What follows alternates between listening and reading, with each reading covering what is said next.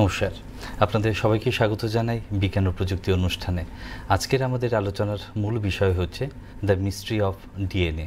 আর এই বিষয়ে আলোকপাত করতে আজকে আমাদের সঙ্গে স্টুডিওতে উপস্থিত রয়েছেন মানব শারীরবিদ্যা বিভাগের সহকারী অধ্যাপিকা ডক্টর সুস্মিতা সাহা মহোদয়া।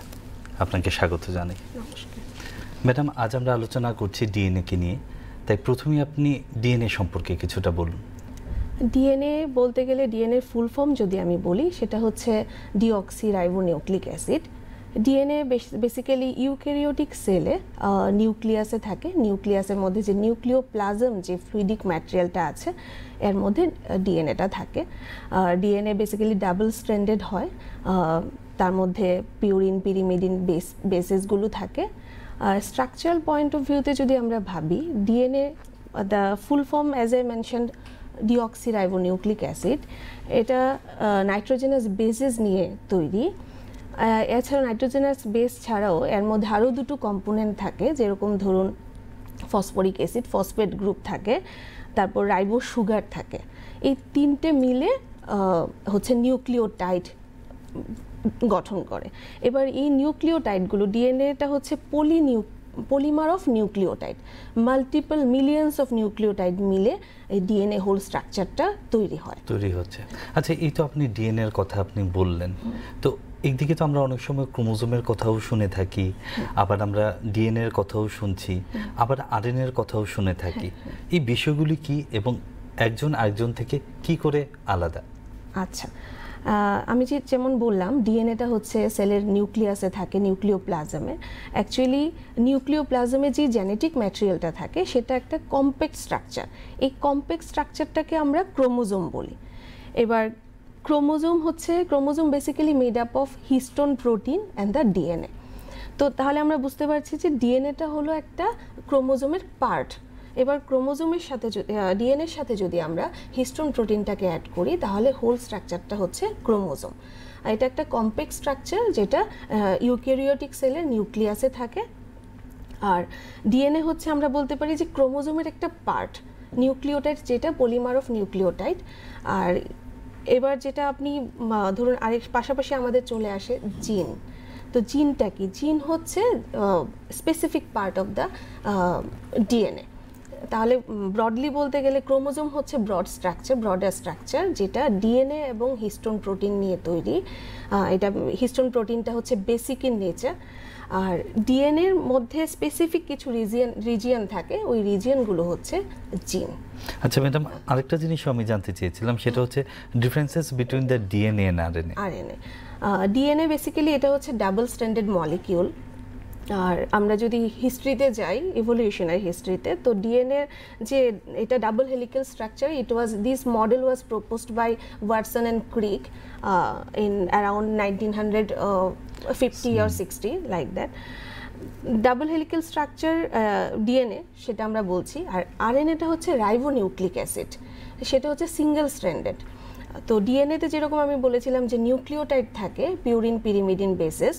ডিএনএর পিউরিন পিরিমিডিন বেসেস হচ্ছে adenine, guanine, thymine and cytosine. আরএনএতেও সেমভাবে নাইট্রোজেনাস বেসেস থাকছে, কিন্তু এই নাইট্রোজেনাস বেসেসগুলো হচ্ছে আপনার এডিনিন, গুয়ানিন, সাইটোসিন অ্যান্ড ইউরাসিন। তো ডিএনএতে থাইমিন থাকছে, কিন্তু থাইমিনের পরিবর্তে আরএনএতে থাকছে হচ্ছে ইউরাসিন। এই হচ্ছে ডিএনএ আরএনএ ডিফারেন্স। তাহলে ডিএনএটা হচ্ছে ডাবল স্ট্র্যান্ডেড, এটা more stable in nature.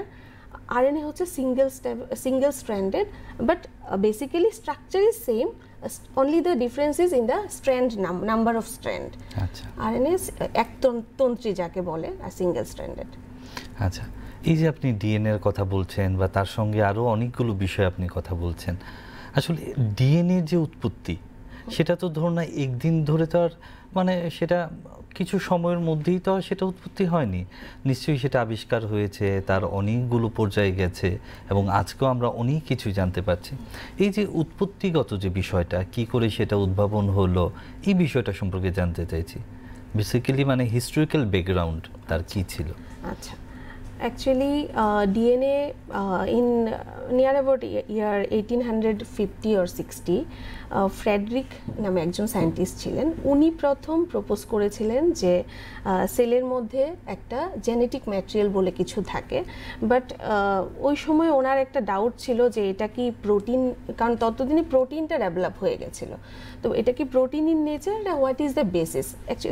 Regarding structure there was no evidence, but উনি প্রথম প্রপোজ করেছেন Frederick in 1860 that there is some material that can carry forward the hereditary information from one generation to another generation, and later on in near about 1950 it was then confirmed that it is DNA, genetic material. This DNA is actually responsible to carry forward the features, characteristic features from parental generation to the offspring. তো এইভাবেই ডিএনএর উৎপত্তি হয়েছে। আরেকটা বিষয় আছে, DNA আমি বললাম যেমন ডিএনএ শুধু নিউক্লিওপ্লাজমে থাকে, কিন্তু ইউক্যারিওটিক সেলে ডিএনএ শুধু নিউক্লিওপ্লাজমে না, মাইটোকন্ড্রিয়াতেও কিছু ডিএনএ থাকে। তো রিজনটা হচ্ছে, এটা একটা হিস্ট্রি আছে যে মাইটোকন্ড্রিয়া যেটা আমরা একটা অর্গানেলি হিসেবে রিপ্রেজেন্ট করা হয়, এই মাইটোকন্ড্রিয়াটা একটা মাইক্রো অর্গানিজম, ব্যাকটেরিয়া। তো সামহাউ এটা ইভলিউশনারি রেকর্ড হিসেবে বলছি, সামহাউ একটা মাইক্রো অর্গানিজম ব্যাকটেরিয়া আমাদের সেলকে ইনফেক্ট করেছিল এবং সামহাউ এটা সেলের মধ্যে এন্ট্রি নিয়েছিল, এবং লেটার অন দেখা গেছে যে আমাদের সেলও, ইউক্যারিওটিক সেলও এটা বেনিফিটেড হচ্ছে due to presence of mitochondria. কারণ যেহেতু মাইটোকন্ড্রিয়ার এটার নিজস্ব ডিএনএ আছে, প্রোটিন সিনথেসাইজিং মেশিনারি আছে, এটা এটিপি সিনথেসিস করছে। আমরা জানি এটা আমাদের বেসিক নলেজে, power house of the cell is the mitochondria. Actually reason is mitochondria also contain some sort of DNA, but the genetic material যেটা আমরা বলছি সেটা বেসিক্যালি প্রেজেন্ট থাকছে নিউক্লিয়াসে। এটাই হচ্ছে হেরিডিটারি ইনফরমেশনগুলো ক্যারি করছে। আচ্ছা, এই যে আপনি ডিএনএ সম্পর্কে অনেক কিছু বললেন এবং তার হিস্ট্রিগত যে অবস্থান রয়েছে সেটা আমরা কিছু না কিছু জানতে পারলাম। বর্তমানে তো ধরুন এই ডিএনএর নানান ধরনের অ্যাপ্লিকেশনস রয়েছে, বেসিক্যালি কোন কোন ক্ষেত্রে এই ডিএনএ যে বিষয়টা রয়েছে সেটাকে প্রয়োগ করা হয় বা প্রয়োগ থেকে আমরা অনেক কিছু জানতে পারি? আচ্ছা, সেটা ফার্স্ট আমাকে বলতে হবে ফরেনসিক সায়েন্স, ফরেনসিক মেডিসিন, তারপর হচ্ছে ইভলিউশনারি স্টেটাস, অ্যানসেস্ট্রি, দেন আজকাল নিউ টেকনিক্স এসছে, bioinformatics, biotechnology. So every aspect এই ডিএনএ কনসেপ্টটা ইউটিলাইজ করা হচ্ছে। ডিএনএ কনসেপ্ট ইউটিলাইজ করে even for medicine development also, gene therapy একটা বলে টার্মিনোলজি আছে আজকাল খুবই পরিচিত। এই জিন থেরাপি মানে হচ্ছে ওই ডিএনএ সিনথেসিস করে দেন সেটাকে অ্যাপ্লাই করা হয়। তো এই হচ্ছে ডিফারেন্ট দিকগুলো যেখানে আমরা ডিএনএকে ইউজ করতে পারি, বা এটাই হচ্ছে অ্যাপ্লিকেশন করা হচ্ছে mostly in the forensic science. In criminal cases, just to identify the actual victim, we can proceed through DNA isolation and the DNA techniques, various DNA fingerprinting, DNA profiling, like that. আচ্ছা, আমরা তো এই বিষয় নিয়ে আরও আলোচনা করব, কিন্তু তার আগে যে বিষয়টা আমার মাথায় আসছে সেটা হচ্ছে এই যে ডিএনএ সম্পর্কে আমরা আলোচনা করছি, সেটা কোষ বিভাজনের সময় কি বিবর্তিত হতে পারে? যেটা আপনি মানে আপনার সূত্র ধরে আমি যে জিনিসটা বললাম, মানে বিবর্তন কি তার মধ্যে লক্ষ্য করা যায়? হ্যাঁ, কোষ বিভাজন যদি বলি, আমি একটু বেসিক থেকেই যদি স্টার্ট করি, কোষ বিভাজন তো সেল ডিভিশন আমাদের বডিতে দু ধরনের হয়ে থাকে। একটা হচ্ছে মাইটোসিস, যেটা আমরা ইকুয়াল ডিভিশন বলি, বডি সেলের মধ্যে হচ্ছে, আর আরেকটা হচ্ছে মিওসিস, যেটা কিনা জার্ম সেলে হচ্ছে। এবার জার্ম সেল বলতে গেলেই যখন গ্যামেট ফর্মেশন হচ্ছে, এবার যদি মিওসিস যে সেল ডিভিশন, মাইটোসিস যে সেল ডিভিশন, মাইটোসিস সেল ডিভিশনে কোনো বিবর্তন বা চেঞ্জেস আমরা লক্ষ্য করতে পারি না, হয় না বেসিক্যালি। কিন্তু মিওসিস সেল ডিভিশনের সময় কি হয়, ওখানে একটা ফেজ আছে, প্রোফেজ, মেটাফেজ, অ্যানাফেজ, টেলোফেজ। তখন এই সেল ডিভিশনের প্রসেসে একটা ক্রসিং ওভার বলে একটা ম্যাটার আছে ওই এই ফেজে ক্রসিং ওভারের সময়, তখন ওই রিকম্বিনেশনগুলো হয়, চেঞ্জেস হয়, শেয়ারিং হয় প্যারেন্টাল ক্রোমোজোম থেকে maternal chromosome, father chromosome from fathers, one chromosome from, because we know that meiosis, as I mentioned, it occurs in the germ cell, means during the gamete formation. So this crossing ওভারটা যখন এই গ্যামেটগুলো form করে, দুটো ক্রোমোজোমের sister ক্রোমাটিডের মধ্যে ক্রোমোজোমের sharing হয়ে exactly copy না হয়ে নতুন কিছু ফিচার্স তখন আসতে পারে।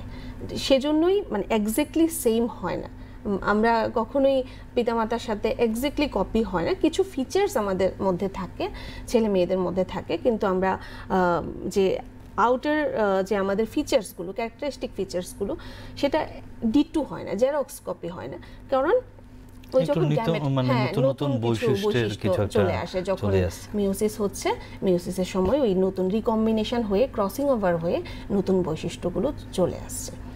এই যে আমরা নতুন বৈশিষ্ট্যের কথা শুনলাম, আসলে এই যে মানব দেহের মধ্যে তো ডিএনএ পাওয়া যায়, অন্য প্রাণীর দেহের মধ্যেও ডিএনএ পাওয়া যায়, তো মানব দেহের ডিএনএটা আমরা কি করে বলতে পারি যে এটা একটা ইউনিক ধরনের অন্যদের তুলনায়?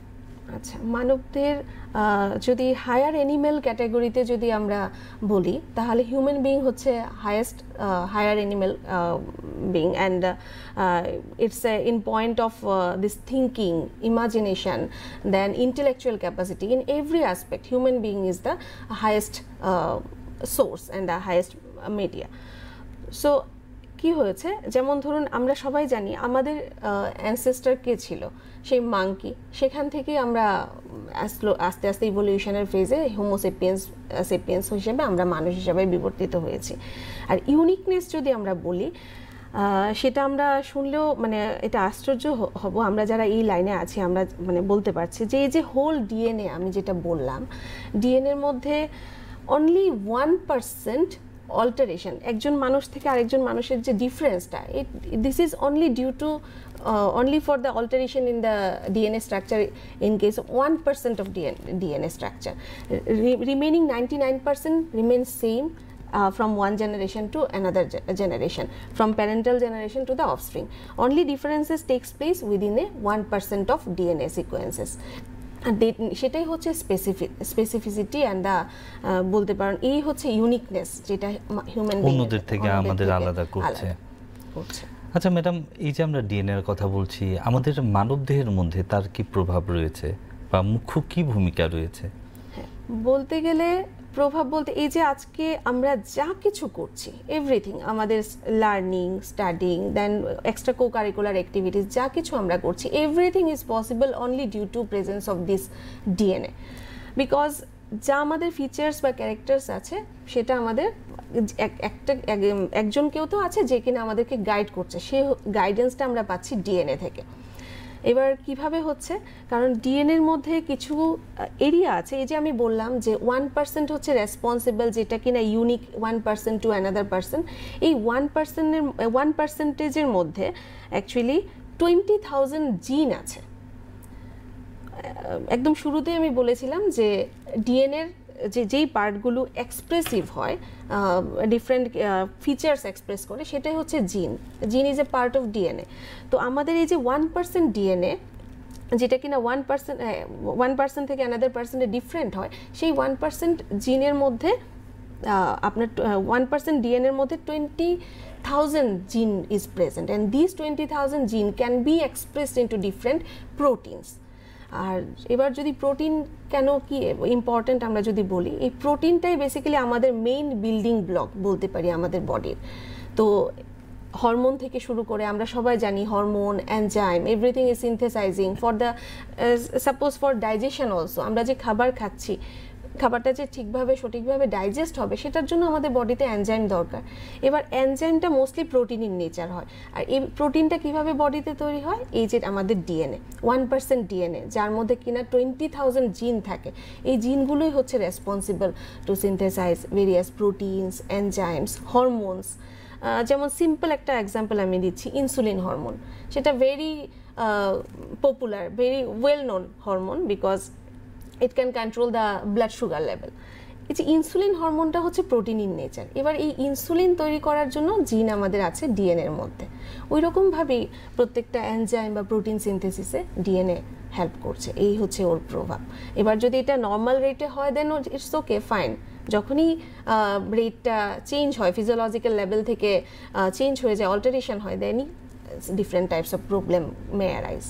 আচ্ছা, আপনি ডিএনএর কথা বলছেন, গঠনের কথাও কিছুক্ষণ আগে বলেছিলেন, তারপরেও আবার জানতে চাইছি যে আমরা তো দ্বিতন্ত্রী গঠনের কথা আমরা জেনে থাকি, ডিএনএর বিষয়টা কি, মানে কিভাবে সেই গঠনগুলো হয়ে থাকে বা তার মধ্যে কি কি ব্যাপার রয়েছে যে ডিএনএকে ডিএনএ হিসাবে নিজেকে আত্মপ্রকাশ করতে সাহায্য করছে? হ্যাঁ, সেটার জন্য যেরকম দ্বিতন্ত্রী আপনি বললেন, ডাবল স্ট্র্যান্ডেড, সেটা সেম আরএনএর সাথে ডিফারেন্সটা হলো আরএনএ হচ্ছে একতন্ত্রী, সিঙ্গেল স্ট্র্যান্ডেড। এবার ডিএনএর গঠনটা হচ্ছে কি, যেহেতু double stranded, somehow they should join together, দুটো স্ট্যান্ড ওদেরকে জোড়া লেগে থাকতে হবে। এবার সেটার জন্য হচ্ছে এই যে পিউরিন পিরিমিডিন যে বেসিস, আমি নাইট্রোজেনাস বেসের কথা আমি মেনশন করলাম, যেমন ধরুন adenine, guanine, thymine, cytosine. According to scientist Chargaff, he proposed that always the adenine binds with the thymine and the guanine binds with the cytosine. তাহলে আমি যদি ধরি আমার এখানে দুটো স্ট্র্যান্ড আছে, ফার্স্ট স্ট্র্যান্ডের মধ্যে যদি ফার্স্ট নিউক্লিওটাইড যদি অ্যাডেনিন থাকে, তাহলে তার কমপ্লিমেন্টারি যে সেকেন্ড যে স্ট্র্যান্ডটা, তার ফার্স্ট নিউক্লিওটাইড থাকতে হবে থাইমিন।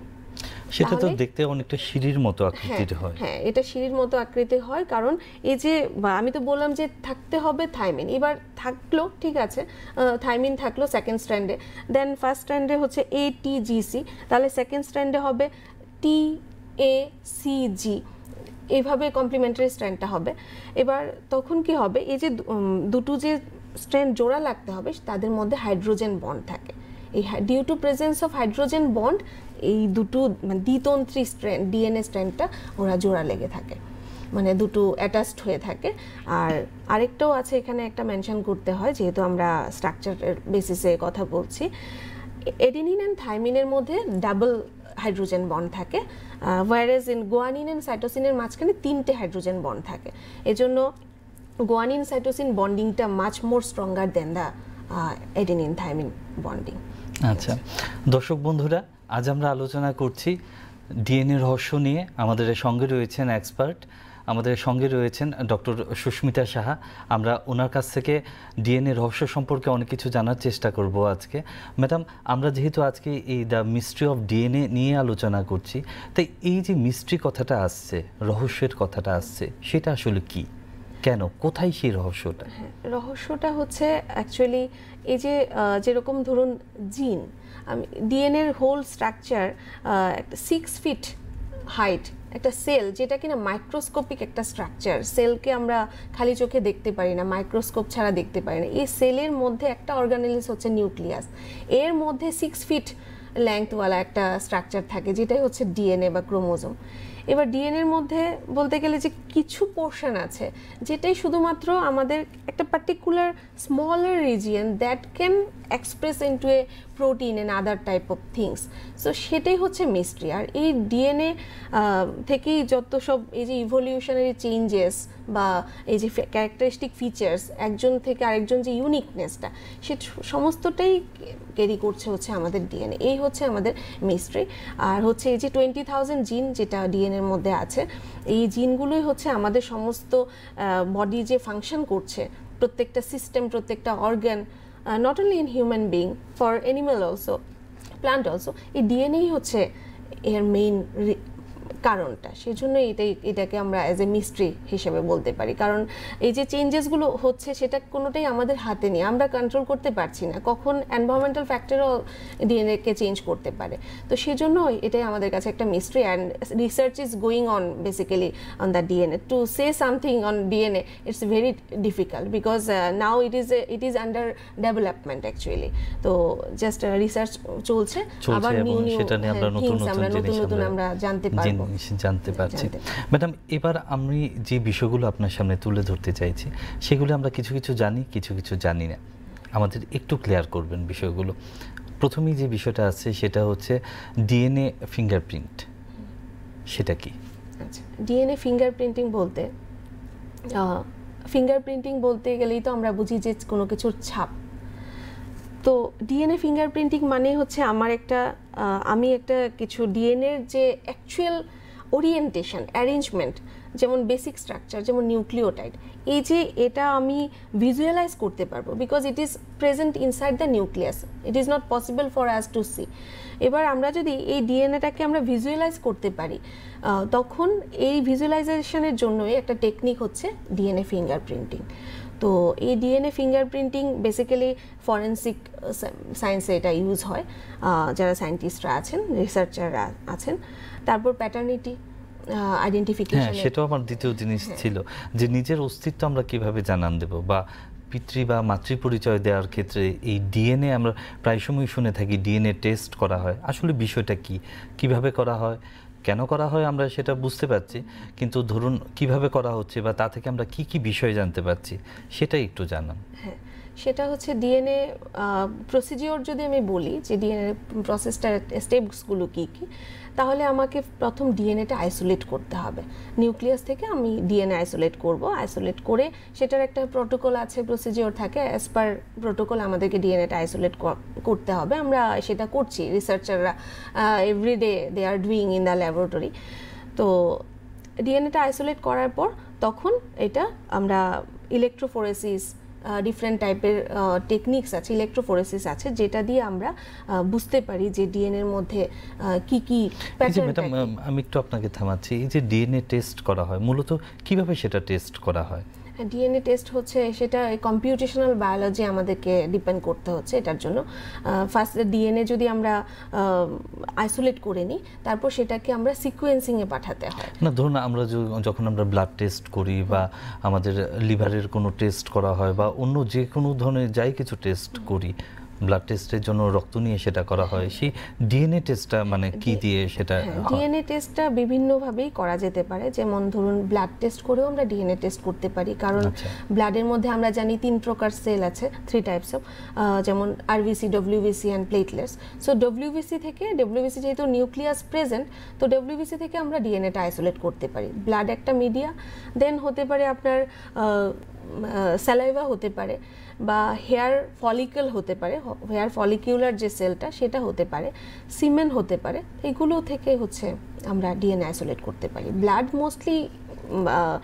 মোস্টলি আমরা টার্গেট করি ব্লাড থেকে, বাট ব্লাড যদি অ্যাভেলেবেল না থাকে then we can go for that saliva, then cells from the squamous cell from the cheek, inside the cheek also we can collect.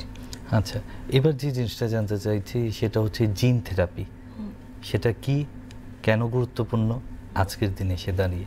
আচ্ছা, therapy, জিন থেরাপির সাথে খুব রিলেটেড একটা টার্ম, যেমন কেমোথেরাপি, রেডিওথেরাপি। সেটা আমরা জানি যে কেমোথেরাপি বা রেডিওথেরাপি এগুলো ক্যান্সার পেশেন্টের উপর অ্যাপ্লাই করা হয়। সেইমভাবে জিন থেরাপি হচ্ছে, আমরা যদি জানি যে এই পেশেন্টটার মধ্যে পার্টিকুলার একটা জিনের মধ্যে মিউটেশন বা অল্টারেশন আছে, তাহলে আমরা ওই জিনটাকে কারেক্ট করার জন্য আমরা জাস্ট রিপ্লেস করে কিছু এনজাইম সহযোগে আমরা যে পার্টিকুলার ওই জিনটাকে আর্টিফিশিয়ালি যদি প্রিপেয়ার করতে পারি, বিকজ ল্যাবে it is possible now, we can prepare the particular gene also, then if we can deliver that particular gene to the patient as a therapy, then this is known as the gene therapy. But for that first we have to আমাদেরকে এটাকে synthesise করে নিতে হবে, particular জিনটা করে আমাদের পেশেন্টের উপর অ্যাপ্লাই করতে হবে। ডিফারেন্ট ডিজিজের জন্য আমরা সেটা ইউজ করছি। আপনি কিছুক্ষণ আগে বলেছেন যে এই ডিএনএ নিয়ে গবেষণা চলছে এবং নিত্য নতুন আমরা অনেক জিনিসই জানতে পারছি। আমাদের ফিউচার প্রসপেক্টাস হিসাবে এই ডিএনএ আমরা কি বলতে পারি, কি কি জিনিস অদূর ভবিষ্যতে আমরা জানতে পারবো? যেমন ধরুন, প্রথম যখন ডিএনএ একটা as a whole complex structure যদি আমাদের কাছে কিছু থাকে, তাহলে কিন্তু আমরা কিছুই প্রেডিক্ট করতে পারবো না। আমাদেরকে এটার একদম মলিকিউলার লেভেলে যেতে হবে, যেটা অলরেডি আমরা গেছি বলেই আমরা এত কিছু স্ট্রাকচার, সিকোয়েন্সিং এগুলো বলছি। তো ইনিশিয়ালি কি হতো, ডিএনএ সিকোয়েন্সিং যেরকম first generation, second generation, third generation, এরকম এখন রিসেন্টলি যেটা চলছে সেটা হচ্ছে নেক্সট জেনারেশন সিকোয়েন্সিং। এবার নেক্সট জেনারেশন সিকোয়েন্সিং থেকেও সেটা নেক্সট জেনারেশন সিকোয়েন্সিংটা স্টার্ট হয়েছিল, ধরুন এটা আমরা বলতে পারি it's overlapping with the second generation and third generation. Now এখন আমাদের কাছে ফোর্থ জেনারেশন সিকোয়েন্সিং এসছে, যেটা দিয়ে আমরা সিঙ্গেল সেল থেকে ডিএনএ আইসোলেট করে সেটার সিকোয়েন্সিং করতে পারি। এবার এই 4th জেনারেশনেই আমরা আছি, যেটা কিনা একটা পার্টিকুলার স্পেসিফিক একটা সেল থেকে কি ভেরিয়েশন, ডিএনএটা যদি আমরা আইসোলেট করে সিকোয়েন্সিংয়ে দিই তাহলে কি হবে, এটার মধ্যে কি কি অল্টারেশন আছে জিন স্পেসিফিক, সেল স্পেসিফিক, সেটা আমরা পেয়ে যেতে পারি। যেরকম ধরুন কোনো ডিজিজ যদি হয়, cancer, just for example cancer যদি আমরা breast cancer, it's a very common now it is, most of the female is suffering with this and it is increasing, the rate is also increasing. So breast cancer cell থেকে যদি cancerous একটা sell যদি আমরা collect করতে পারি, single cell, এবং single cell থেকে যদি আমরা ডিএনএটা আইসোলেট করে সিকোয়েন্সিং করি, তাহলে আমরা বুঝতে পারবো যে অ্যাকচুয়ালি কোন জায়গায় অল্টারেশনটা হচ্ছে and what is the basis why this kind of disease is happening. তো এইটাই হচ্ছে আমাদের রিসেন্ট ট্রেন্ড, অ্যান্ড রিসেন্টলি এই এক্সপেরিমেন্ট, এই রিসার্চাররা এটাতেই ফোকাস করছে। তো মেবি আরও স্পেসিফিক ওয়েতে আমরা ডেভেলপ করতে পারবো। এখন সিঙ্গেল সেলকে টার্গেট করে বলছি, পরে হয়তো আরও স্পেসিফিক ওয়েতে, স্পেসিফিক একদম যেটা কিনা পার্টিকুলার ধরুন একটা পার্টিকুলার জিনের জন্য রেসপন্সিবল, সেরকমকে টার্গেট করেও আমরা ইউজ করতে পারি। এই হচ্ছে রিসেন্ট ট্রেন্ড চলছে। আচ্ছা ম্যাডাম, আমরা একদম অনুষ্ঠানের শেষ পর্যায়ে চলে এসেছি। আমাদের যারা দর্শক বন্ধুরা যারা রয়েছেন, তারা যদি এই বিষয় নিয়ে পড়াশোনা করতে চায় তাহলে তাদের হাতে কি কি সুযোগ রয়েছে, এই সম্পর্কে কিছুটা বলুন। হ্যাঁ, ওনাদের যেরকম বেসিক্যালি এইচএস এর পরই কেউ যদি মনে করে যে বায়োটেকনোলজি নিয়ে পড়বে, তাহলে ওরা ওই জেনেটিক অ্যানালাইসিস, জিন, এইসব স্ট্রাকচার নিয়ে ওরা পড়াশোনা করতে পারবে। দেন জেনেটিক ইঞ্জিনিয়ারিং আছে, বায়ো ইঞ্জিনিয়ারিং ডিপার্টমেন্ট আছে, ভেরিয়াস কোর্সেস আছে আইআইটি, এনআইটিতে, সেগুলো ওরা যেতে পারে। আর প্লেন যদি আমি বলি যে আইআইটি, এনআইটি কেউ পেলো না, তাহলে সাধারণ স্টুডেন্টরা কোথায় অ্যাডমিশন নিতে পারে? After graduation also they can go for biotechnology, masters in biotechnology, microbiology, in everywhere now main target is DNA. So they can go for all these kinds of techniques and the courses. And one more thing হচ্ছে bioinformatics, this is also, এটাও recently খুব develop করছে, যে bioinformatics নিয়েও যদি কেউ study করে, সেটা গ্রাজুয়েশনও করতে পারে অ্যান্ড মাস্টার্সও করতে পারে। সেখানেও ওরা এই জিন বা ডিএনএ স্ট্রাকচার, এটার যে ভেরিয়েশন, অল্টারেশন, এগুলো নিয়ে ওরা পড়াশোনা করতে পারবে। Thank you madam, we are so much grateful to you আমাদের স্টুডিওতে আসার জন্য, অসংখ্য ধন্যবাদ। তার সঙ্গে ধন্যবাদ জানাই আপনাদেরকেও যারা এতক্ষণ ধরে আমাদের সঙ্গে ছিলেন। আজকের আলোচনা আমরা এখানেই শেষ করলাম। সবাই ভালো থাকবেন, নমস্কার।